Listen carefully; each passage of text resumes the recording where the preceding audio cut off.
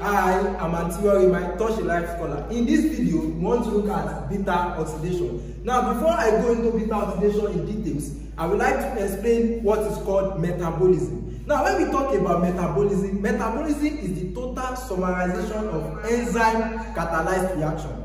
Do you get? So any biochemical reaction that is occurring in the human body is catalyzed with the aid of enzymes. Do you get? So when we talk about enzymes, enzymes are organic substances that speed up the rate of chemical reaction. So the chemical reaction that takes place in the body, whether degradative reaction or synthetic reaction, it is controlled by what? Enzymes. And you need to know that enzymes are proteinous in nature. Do you get? So all enzymes are protein, but not all proteins are enzymes. And enzymes are specific in nature, in the sense that they are specific enzyme for a specific substrate. Do you get? In order to undergo the biochemical reaction in the human body. So the biochemical reaction in the human body is divided into two. We have the catabolism and the anabolism. When we talk about catabolism, we want to break down a complex molecule into smaller one. But in anabolism, we are building up from smaller molecule to become a larger molecule. That's what anabolism is. But in catabolism it involves the release of what? Energy. Energy is liberated in catabolism, but in anabolism, energy is being what? Conserved. Do you get it now? So that's about that. Now, in this video, we want to look at beta oxidation. So the beta oxidation is a degradative reaction. Do you get it now? It is part of the catabolic reaction of the human body. And if you don't forget, I said catabolic reaction involves the breaking down of complex molecules into smaller form. So in beta oxidation, do you get it now? Which is part of the catabolic reaction. Catabolic reaction is a convergent process in the sense that larger molecules are converted into similar type of end products, which we are going to see in beta oxidation. So what is beta oxidation? Beta oxidation is the breaking down of free fatty acids. I get what I'm saying? Into what? Acetyl A, coupled with the release of energy. The main essence of beta oxidation is to harvest ATP, to liberate ATP, to generate ATP, so that the living organism can use it. That is the main essence of beta oxidation. Now, in beta oxidation, the period at which we undergo beta oxidation is during strenuous activities. Do you get? Most especially during exercise period. That's when we need beta oxidation, so that beta oxidation can generate energy for the muscle to use. I get what I'm saying now. Another period at which we undergo beta oxidation is the period of fasting. Do you get? During fasting period. You know, during the fasting period or extreme starvation, we also undergo beta oxidation. You know, during extreme starvation, there is no consumption of food. So there will be lack of glucose in the blood. Since there is lack of glucose in the blood, there will be nothing to be converted into energy, which is what? ATP. You know, when there is rapid alternating level of glucose in the blood, the body will use a method known as glycolysis and convert the glucose to generate what? ATP. I get what I'm saying? But in the extreme starvation, there is no presence of glucose in the blood. I get what I'm saying now? So the body will be like, oh, how can we generate energy for this person? Then the body begins to go to the adipose tissue, the adipocytes. They draw out stored lipids that are present in the adipocytes, and they degrade it through the process of what? Beta oxidation, in order to generate energy in the form of what? ATP. So when there is high energy intake in the body, do you get? The body stores the fat or lipids in form of triglyceride in the adipose tissue. That is where they are being stored prior to when they become used. Do you get it now? So those lipids in form of triglyceride are being stored in the what? Adipose tissue. So during the process of beta oxidation, whereby there is high energy demand, do you get? Whereby the body needs energy to be used, they begin to go to the adipocytes and draw out what we call the what? The triglyceride. Because when we talk about triglyceride, this is a triglyceride. So triglyceride is made up of 3 fatty acids and 1 glycerol. So that is what makes up the triglyceride. So it's made up of 3 fatty acids and glycerol. Do you get it now? So those are the fatty acids that are being stored in the adipose tissue. That is why you see in the adipose tissue, this triglycerides are stored here. So during extreme starvation, you see that those people that are kind of fat, they kind of become slim. Yeah, it's because of the process of beta oxidation. The body has devised a new method to draw out that what? Triglyceride. They mobilize the triglyceride in form of what? Fatty acid, so that it can become degraded through the process of what? Beta oxidation, in order to generate what? Energy in the form of ATP. So that is about beta oxidation. So you need to know that in beta oxidation, we want to break down fatty acid that has been stored in the adipose tissue. You want to break it down into acetyl-CoA that will later enter into the Krebs cycle and electron transport chain to generate what? Energy. That is what beta oxidation is. Now, when we have drawn out the fatty acid, do you get, that is present in adipose tissue. Now, the fatty acid should be transported to where it will undergo preparatory stage of beta oxidation. Now, this is a cell. I get my point now. This cell that is present here is what we call the liver cell. I get my point now. So you should be able to know that beta oxidation occurs majorly in the liver cell. And the liver cell is what we call what? Hepatocyte. I get what I'm saying now. So the liver cell is called hepatocyte. Now, this is the adipose tissue.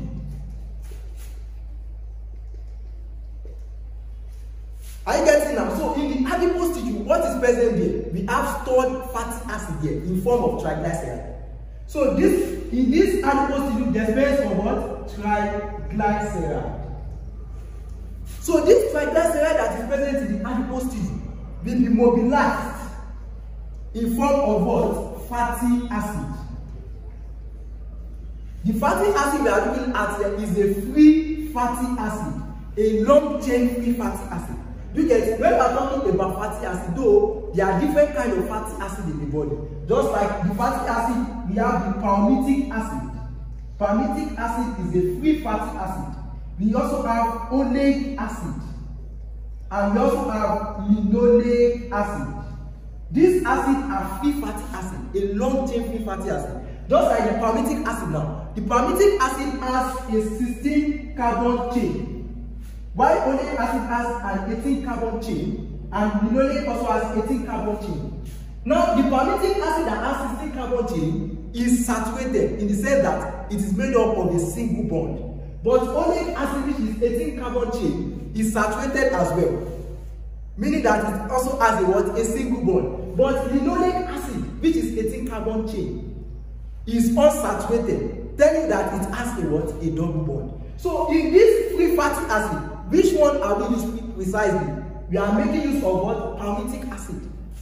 Do you get? Because this palmitic acid is the most common free fatty acid in the body. Do you get? It is also called hexadecanoic acid. That is another name for palmitic acid. So it is the palmitic acid I'll be using in the process of what? Beta oxidation. So the free fatty acid here is the what? Palmitic acid. Do you get it now? So the palmitic acid that is stored in the adipose tissue in form of triglyceride has been mobilized.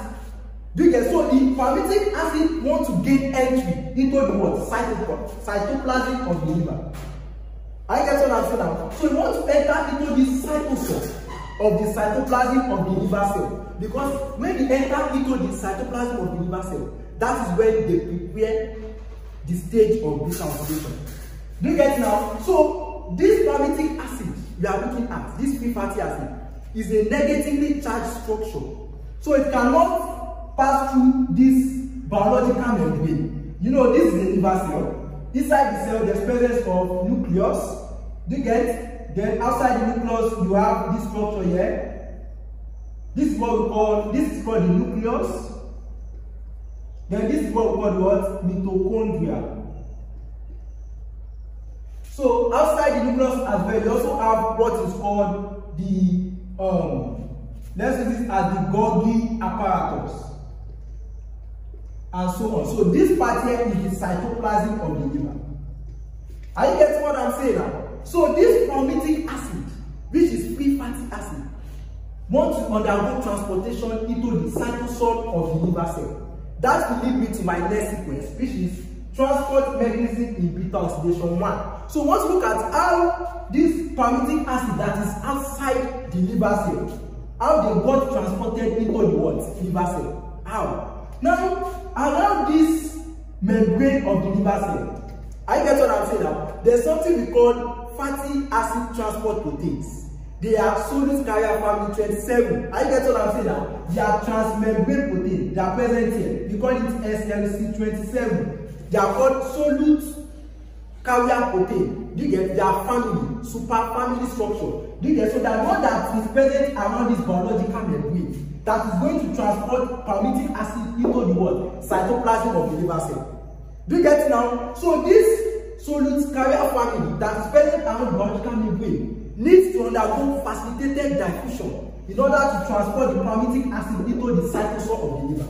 Because this palmitic acid cannot diffuse into the cytoplasm of the liver by simple diffusion, because it is a negatively charged structure. So it needs an enhancement, it needs an assistance before it can migrate into the cytosol of the liver cell, so that they can prepare the process of what? Beta oxidation.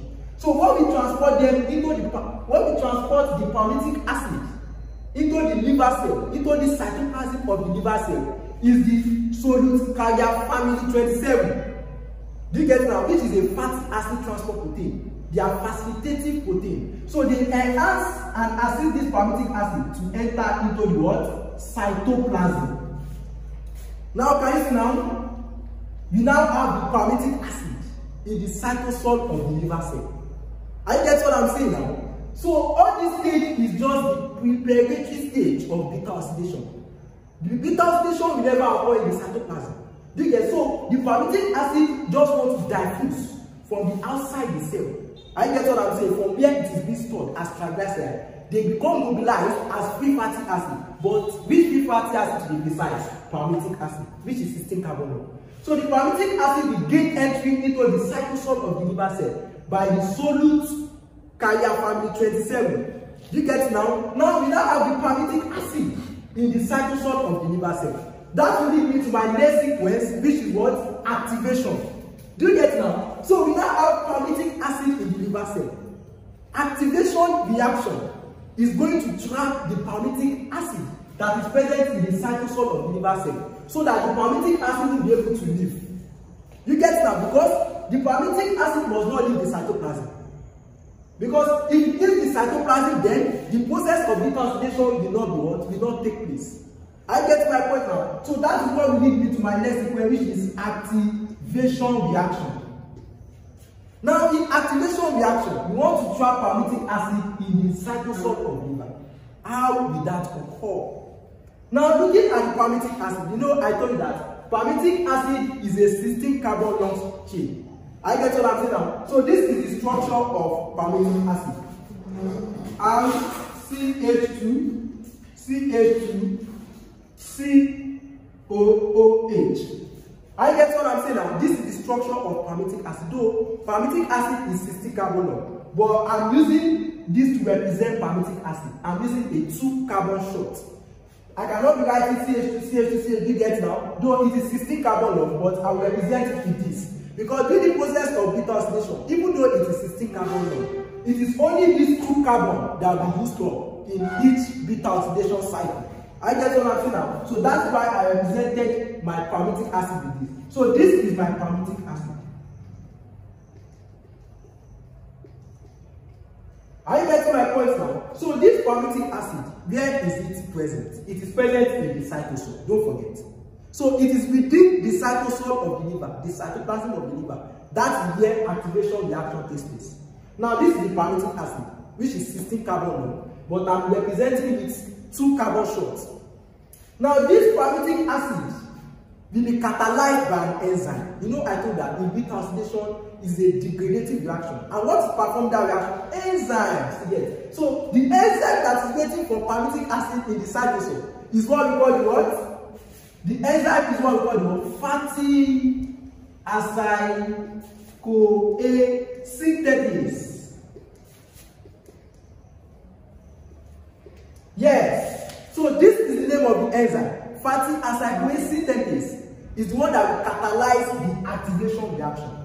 Now, what is fatty acid CoA synthase due to the palmitic acid. The first thing is that the fatty acyl-CoA synthesis, we add CoA. You know, there's something called CoA. I get what I'm saying now. So the fatty acyl-CoA synthesis, we add CoA to this palmitic acid. Though in palmitic acid, you can also draw palmitic acid like this. RCH2, CH2, C double bond OOH. You can also draw the palmitic acid like this. I've not done something wrong. COOH. You can also split it to the what? C double bond OH. You know, if carbon want to bind with oxygen, carbonyl group, you get? So you can use that C double bond OH, or you can put it like this. I get what I'm saying now. So let us use this, which is C double bond OOH. I think this will help us more during the process of beta oxidation. Now, the fatty acyl-CoA synthesis want to catalyze activation reaction. The first thing is that it's going to add CoA to the palmitic acid. And when it adds CoA to the palmitic acid, energy is used for. The energy is in the form of 2 ATP. So this 2 ATP will be converted to 2 AMP plus 2 PPI. I get what I'm saying now. Energy is used for, ATP is used for the fatty acyl-CoA synthesis to convert palmitic acid to what? Fatty acyl-CoA. So this palmitic acid is converted to RCH2, CH2, C double bond O, then COASH. That's to tell you that the fatty acyl-CoA synthesis added CoA, COASH, to palmitic acid. You get, with the process of adding CoA to palmitic acid, it breaks down this bond, the OH, and the OH is released. So when the OH is released, the fatty acyl-CoA synthesis now added CoA to this palmitic acid, coupled with the use of energy in the form of ATP. Now, can you see that the energy has been used up here? The energy, which is ATP, has been reduced to adenosine monophosphate plus interpyrophosphate. Do you get? So when you add these two together, it's going to give you back your 2 ATP. Because this adenomonophosphate, 1 phosphate and 2 phosphate, it will give you what? Our 3 phosphate. So that is about activation reaction. The essence of activation reaction is to trap that what? Palmitic acid in the cytoplasm. So it won't escape. I get what I'm saying now? That is the reason. Now the palmitic acid has been converted to this structure. And this structure is what we call the what? Fatty acyl-CoA. Do you get it now? Though some people used to call it palmitoid-CoA based on the palmitic acid they are using. But if it's a generalized structure, generalized name, you make use of fatty acyl-CoA. Do you get it now? So that is what activation reaction is. The palmitic acid that enters into the cytoplasm undergo activation reaction with the aid of which enzyme? Fatty acyl-CoA synthesis. Do you get? They synthesize fatty acyl-CoA from the palmitic acid. During the process, energy is used for. They break down this chain between this carbonyl group and the OH and added CoA to it. Now, can you see that the CoA has been added to the C double bond O? I get what I'm saying now? To form this structure, which is what? Fatty acyl-CoA. Now, it is this fatty acyl-CoA we need in the process of what? Beta oxidation. Most especially the enzymatic reactions of beta oxidation. Are you getting now? So we are done with this sequence, which is activation. Now we are going to the next sequence, which is transport mechanism in beta oxidation 2. If you don't forget, you know, in the cytosol of the liver cell, there is presence of palmitic acid that has undergone activation reaction to become fatty acyl-CoA. Now this is the fatty acyl-CoA.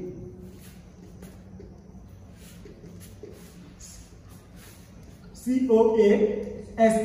Now this is what we call the what? The fatty acyl-CoA, which is otherwise called the what? The palmitoid-CoA, based on the specific fatty acid they are using. So this is the fatty acyl-CoA, and this R means an alkyl group, CH3. That's the name of this R. So this is a fatty acyl-CoA that's present in the cytoplasm. Cytoplasm of what? The liver cell, the hepatocyte. Now this fatty acyl-CoA wants to undergo transport mechanism into the what? Into the mitochondria. I get what I'm saying. You know, if you remember the structure of the liver cells, this is the nucleus, and this is the what? The mitochondria. Now we already have the fatty acyl A in the what? In the cytosol. So the fatty acyl A wants to undergo transportation into the mitochondria because it is in the mitochondrial matrix that is where proper process of beta oxidation occurs. Do you get? So please take note that beta oxidation occurs majorly in the mitochondrial matrix of hepatocytes, which is the what? Liver cells. Now let's continue. So this is the fatty acyl A that is present in the what? Cytoplasm. So this fatty acyl A wants to undergo transportation into the what? Mitochondrial matrix. Now in the mitochondrium, there's something we call, this is the structure of the what? Mitochondrium.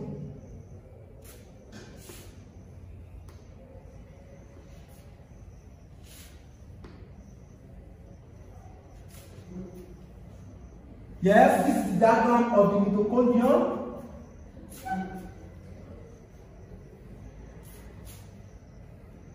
Are you getting my point now? So this is what we call the mitochondrial membrane. Mitochondrial membrane. This is the outer mitochondrial membrane, and this one here is what? Inner mitochondrial membrane.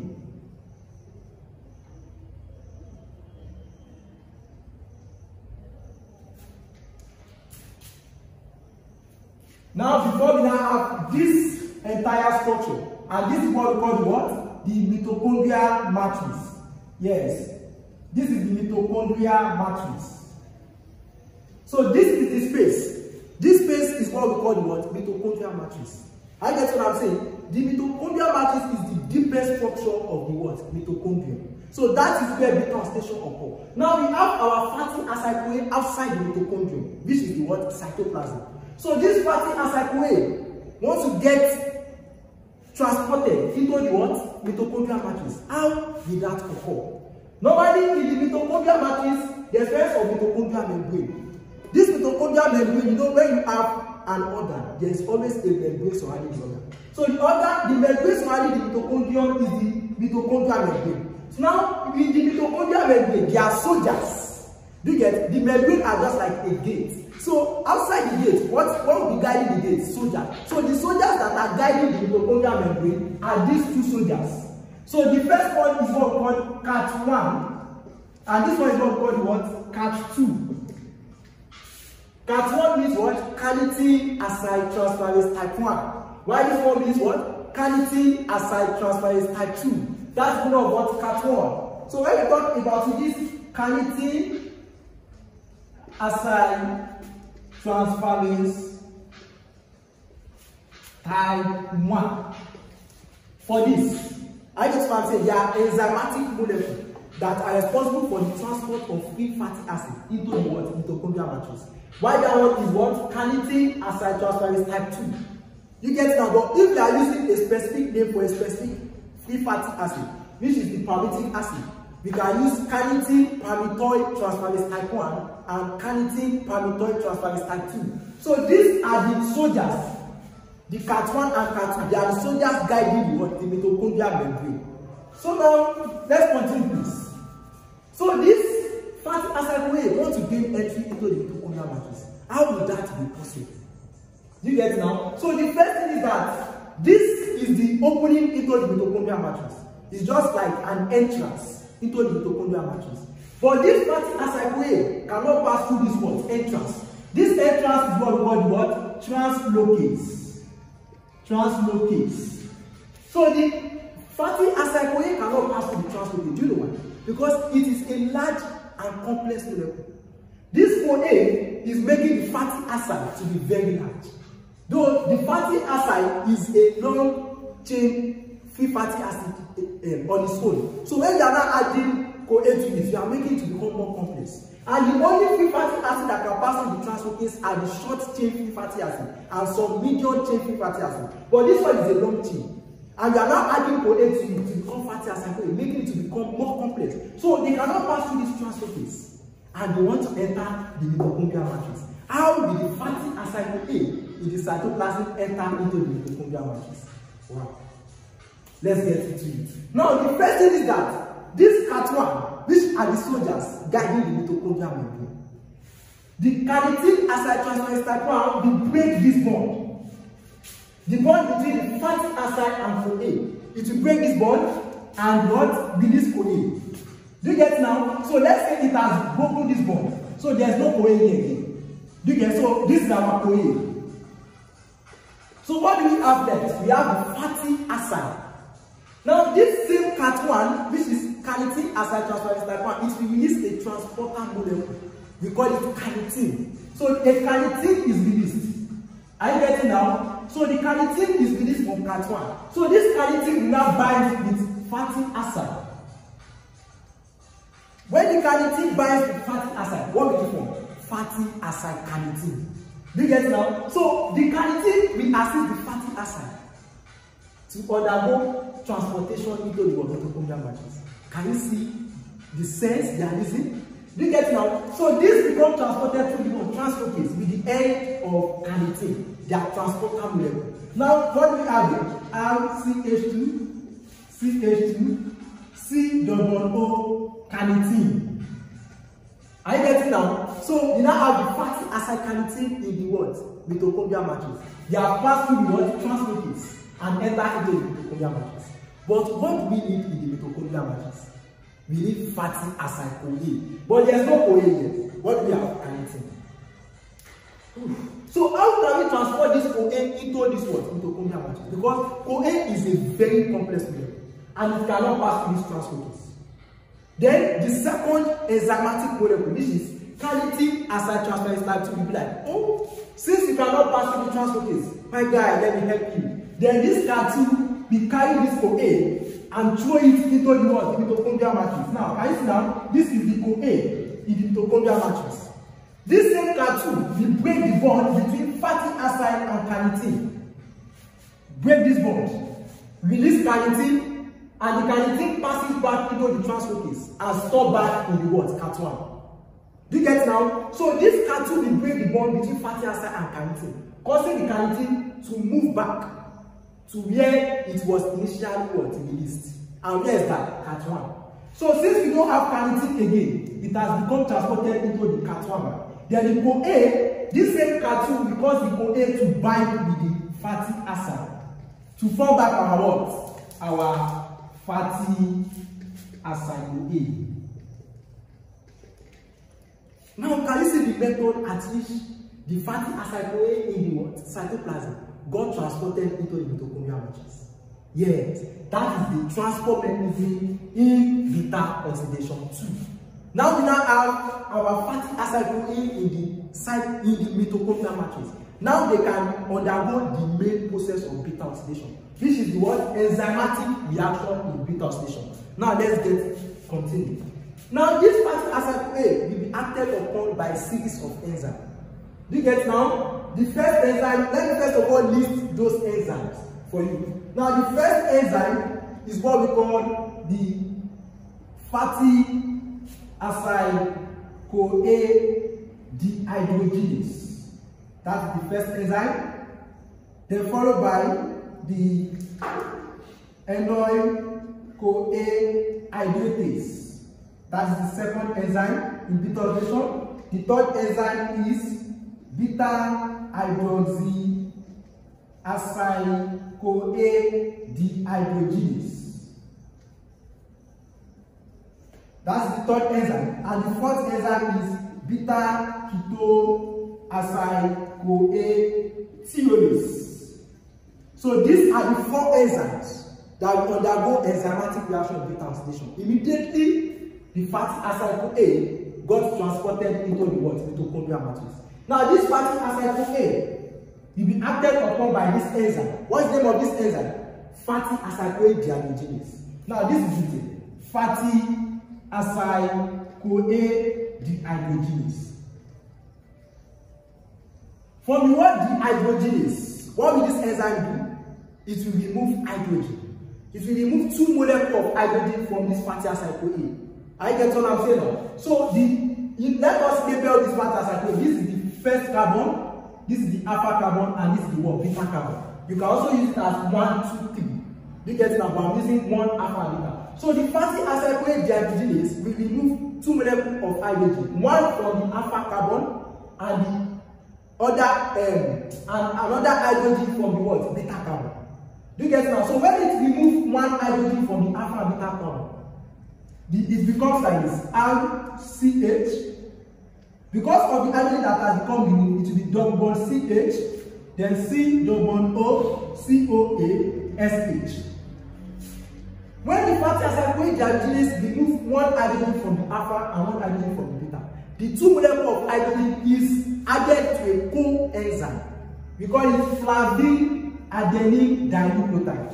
So this FAD, flavin adenine dinucleotide, is converted to what? FADH2. Why? Because the two hydrogen that has been removed from the alpha and beta carbon has been added to FAD. Then FAD becomes reduced to become flavin adenine dinucleotide hydrogen. So this is the reaction. So when you have removed one hydrogen and one hydrogen, you have this structure. So this is still the one, the alpha and the beta. So if you look at the alpha and the beta now, you have removed one hydrogen and one hydrogen. So we have it here. So because of the removal of those two hydrogens, this will become a what? A double bond. Do you get it now? So those two hydrogens, where are they added to the FAD, which is the coenzyme, and it becomes FADH2. Now this structure that is formed, we can as well put it like this: RCH, then double bond CH, then C double bond O, then COA, SH. Yeah, let's keep it like this. Now this structure is what we call the what? Trans delta 2 NO-A. Do you get it now? Yeah. So this is my trans delta 2 NO-A. Do you know why it's trans? Because this H, I made this one to be here, and I made the H of the alpha carbon to be down. One alpha and beta. You know, in biochemistry, when hydrogen is up and one is down, that's what we call the trans. But if the H is present here, then we call it what? The cis. Because so this is the trans. So from what? Trans delta 2. From what delta 2, it means this double bond. That's where we derive delta 2 and NO-A. Because so this is the structure when the fatty acid CoA dehydrogenase acts on fatty acid CoA. Now please let's continue. Now the next enzyme that will be active on trans delta 2 NO-A, you know, in biochemical reaction, the product of one step will be the what? The substrate of another step. So this is the product. So this is what? Step 1 of what? Beta oxidation. So the product of this step in step 1 will be the what? Substrate of another step. So now we are in this step now, step 2. Now this enzyme, NO-A hydratase, they name the enzyme according to the substrate, trans delta 2 NO-A. So they name it NO-A hydratase. Now let's look at what NO-A hydratase will do. Now from the word hydratase, it means that it wants to add water. What is water? Water is what? H2O. When you split water into two, that is what? OH and H. So this NO-A hydratase wants to add water to the trans delta 2 NO-A. So where is it going to add water? The OH and H. It's going to add OH to the beta carbon and add H to what? Alpha carbon. Now how do we have it? It will be R, what is there? CH. Then this enzyme will add what? OH to the beta carbon, then CH, and add another H to the what? Alpha carbon. Then we still have it as what? C double O COA SH. Can you see now? So the NO-A hydratase added water to this to become this. The OH was added to the downside of this carbon, beta carbon, and the H. That's what makes it to be like this. And this, if you realize, this double bond becomes a what? A single bond. Why? Because it is now stable. Do you get it now? This carbon has been what? Completed by what? Hydrogen. So this is what we call the what? 1 alpha and beta. So from here you can see this is called beta hydroxy acid CoA. Do you get it now? Where do you derive that from? From this beta carbon, beta hydroxy OH. So beta hydroxy acid CoA. So this step is called what? Step 2. Do you get it now? So please let's continue. Now in the step 3 of beta oxidation, the enzyme was beta hydroxy acid CoA dehydrogenase. It is named after the what? The product. So the next enzyme we got beta hydroxy acyl-CoA dehydrogenase. Tell you that it also wants to remove what? 2 molecules of what? Not, yeah, 2 molecules of hydrogen from the what? Beta carbon alone. Not the what? Alpha carbon. So the 2 molecules of hydrogen will be removed from the what? Beta carbon. So we have it to be what? R, then C, and this beta carbon we have it as H, then when we remove 2 molecules of hydrogen, that will be C double bond O. Because you have removed this hydrogen and removed this hydrogen. So you only have oxygen. So it will be C double bond O. When carbon wants to bind with oxygen, double bond. Then you have it as C, H, H, C double bond O, C, O, A, S, H. Hope I have not done something wrong. So this is beta hydroxycycline. So when this dehydrogenase removes the 2 hydrogen, this is it. We have removed 1 hydrogen, remove 1 hydrogen. So it makes C and O. That is why C double bond O. Do you get it now? The hydrogen that is being removed from here, where is it going to be added to?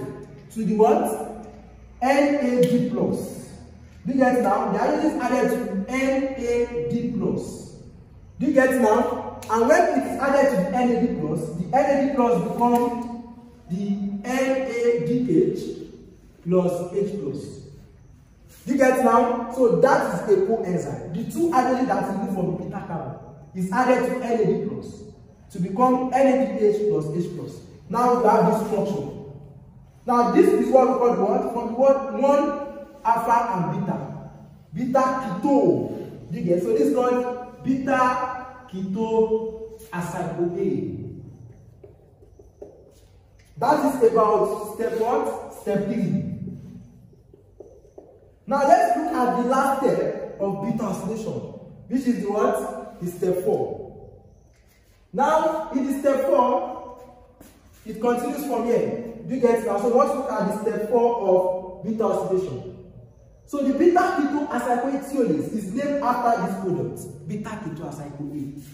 Do you get it now? So this beta keto acyl-CoA thiolase will undergo the reaction of thiolases, breaking down. It's going to split this bond. Do you get it now? It is going to split the bond between alpha and beta carbon. Do you get it now? So the first pillar is going to split this bond at this place. The enzyme is called what? thiolase. Beta keto acyl-CoA thiolase is also called thiolase. So it's going to break the bond between the alpha and beta. So what are we going to have? At this point here, we have what? R, C double bond O. Then at this point, we have what? C, H, H, C double bond O, and COA, SH, which is the CoA. Can you see now that thiolase has break the bond between the alpha and beta, splitting them into 2 parts. So when it breaks the bond, this is thiolases, it will undergo another reaction. And what is that reaction? It's going to add CoA to this product. So it's going to be R, C double bond O, COA, SH.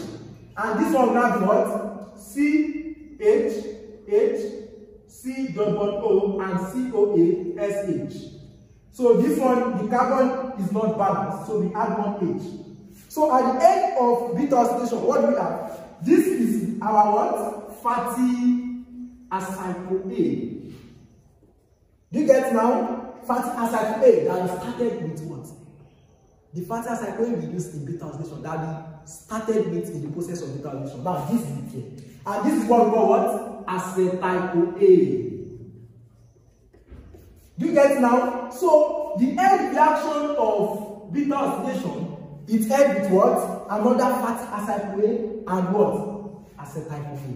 So if you look at this fatty acyl-CoA, it is RC-double-O, COA-SH. So if you want to undergo another beta oxidation, another 2 carbon molecules is added. Then it will be what? R, CH2, CH2, then what is this? C-double-O, COA-SH. Can you see that it has become our fatty acyl-CoA? So that is to tell you that when a beta oxidation takes place, it gives you back your fatty acyl-CoA and acetyl-CoA. So the fatty acyl-CoA will go back and start another beta oxidation cycle until the 16 carbon chain of palmitic acid is used up. You know, we make use of palmitic acid in the process of beta oxidation to become the acetyl-CoA. Do you get? So how many carbon shots do I use to represent palmitic acid? I make use of 2 carbon shots. So when they perform one beta oxidation and produce fatty acid CoA, this fatty acid CoA will start back another beta oxidation until the carbon chain is restored. Do you get now? So that will lead me to my next sequence, which is what? Net energy in beta oxidation. Now, in the net energy in beta oxidation, I want you to understand the ATP, adenosine triphosphate, that is produced in this reaction. You know, at the end of beta oxidation, we already have fatty acid CoA and acetyl CoA.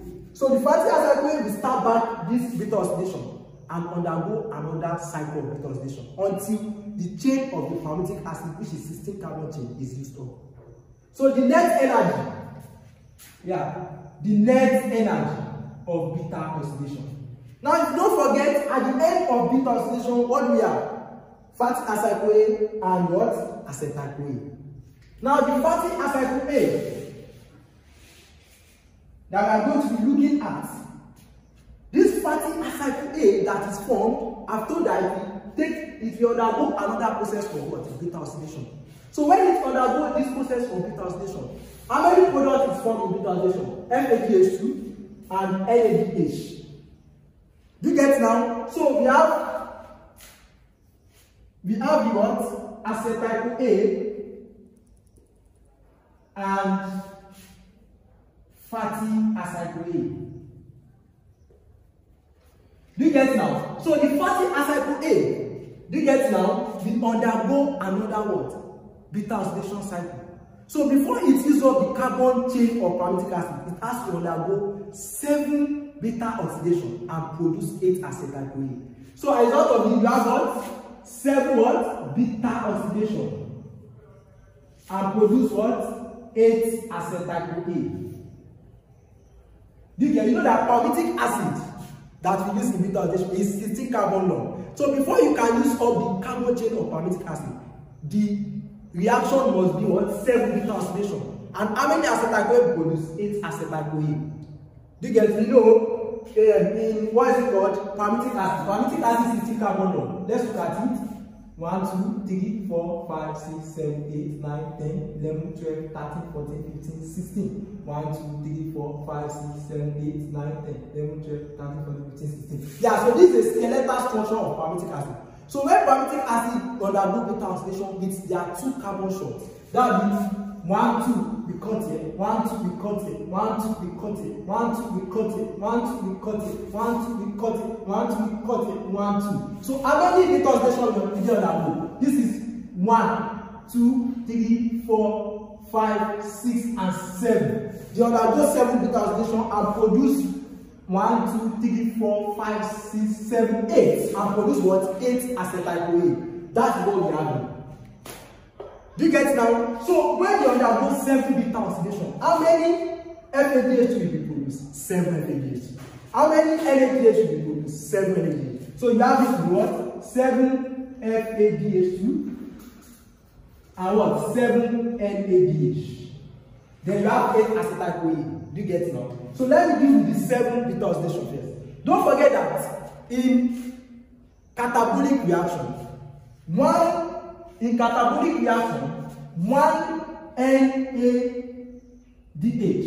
will give us 2.5 ATP and 1 FADH will give us 1.5 ATP. Do you get it now? That is about catabolism. 1 NADH will give us 2.5 ATP and 1 FADH will give us 1.5 ATP. Let's continue. So we have 7 FADH2. Since 1 FADH is 1.5, so 7 FADH will be what? 7 times 1.5. Do you get it now? So 7 times 1.5 will be what? 1.5 times 7. That is 10.5. You have 10.5 ATP here.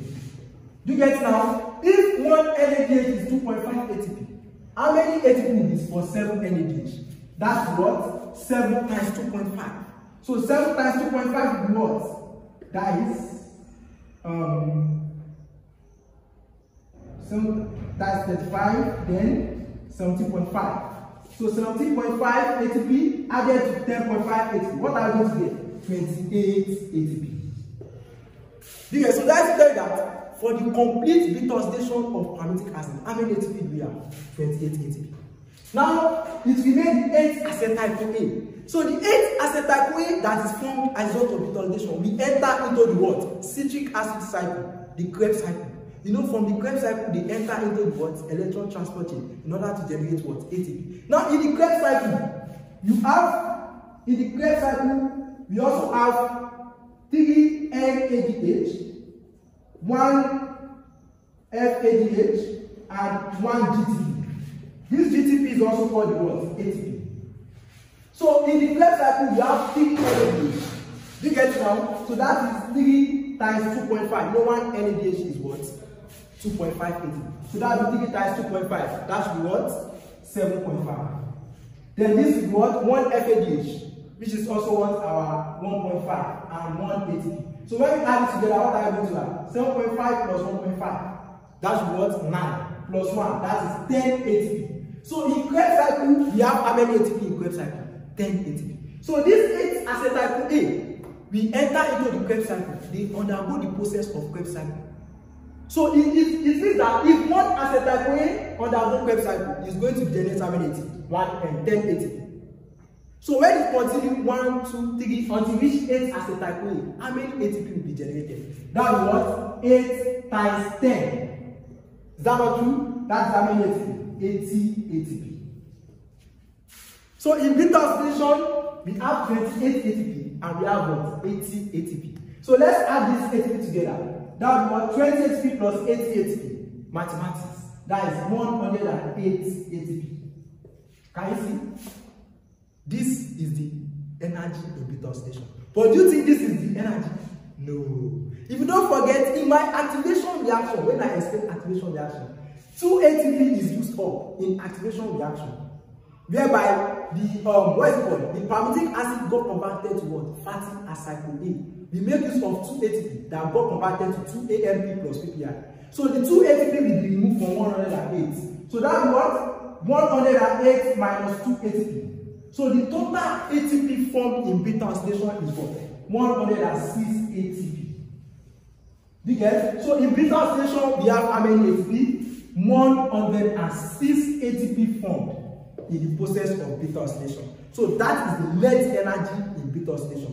Please, I want to challenge you. In the beta oxidation, make use of FADH as 2 ATP and make use of NADH as 3 ATP and calculate the net energy involved. Because there are some tests that classify FADH to be what? 2 ATP and not 1.5, and NADH to be 3 and not 2.5. Do you get? But the basic standard way for this beta oxidation is that FADH is 1.5, while NADH is what? 2.5 ATP. So at the end of beta oxidation, we have 106 ATP that is formed. Now we have come to the end of this video. Please don't forget that at the end of this video, there's always some questions that you can practice on your own in order to enhance your knowledge on beta oxidation. Please don't forget, like and subscribe.